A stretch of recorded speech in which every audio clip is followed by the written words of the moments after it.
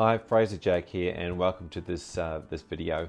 Today I want to cover off on anybody who's looking for some life insurance or income protection insurance, what's involved in the process, and how they would actually go through that process. So if I go back a step though, essentially there are two paths, I suppose you could call them, on how you could implement some life insurance or some income protection. There is a path where you're involved with a risk insurance specialist or a financial advisor, and they will go through a process with you on implementing that cover. And the second path is that of a DIY. So you want to do it all yourself. You want to go away and do the research. You don't necessarily want to speak to anybody. Then you want to source your own quotes, source their own cover off the internet or off a phone line, and then put it in place and look after it yourself. So using the services of an advisor or a coach or somebody that can help you through the process versus doing it yourself. So those are the two options. So if you do want to go down the road of using a financial advisor, there'll be a process that they follow, and the process would look something like this. It would start with an introduction. In other words, they would tell you a bit about what they do, and they would give you their qualifications and how they can help you. They'd tell you all about some education stuff as well.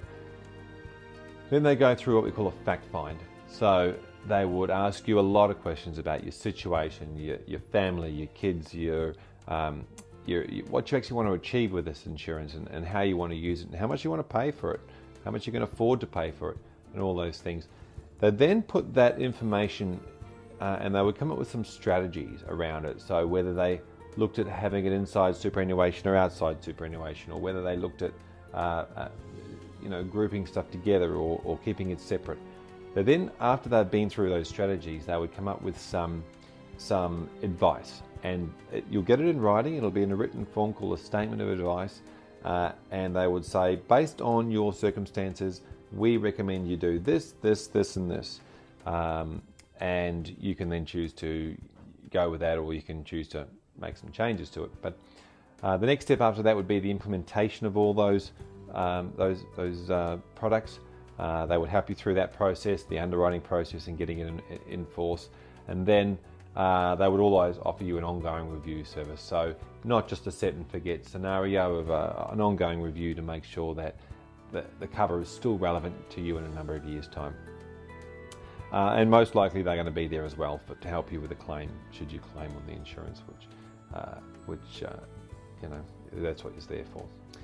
So that's the financial advice side of it. The DIY side of it essentially is very much the same, except you've got to do all your own research.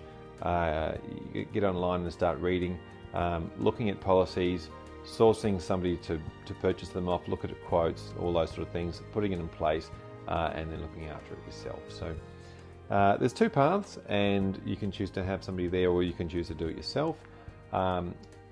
Whichever way you go, I want to make it very, I want to give you a bit of a warning really. When it comes to insurance, more than any other commodity, you cannot shop on price.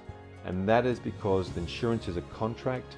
It is about getting a claim, and it is about saying, well, okay, the insurance companies write these policies, and they have actuaries cost them out, and they know how much it's going to cost.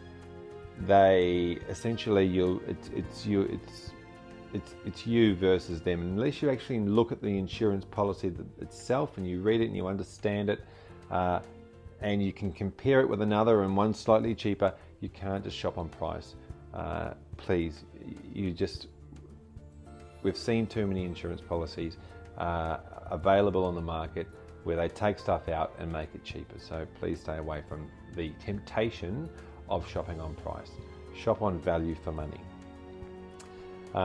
That said, if you want to use an advisor, you can do that. If you want to do it yourself, there's also that option available.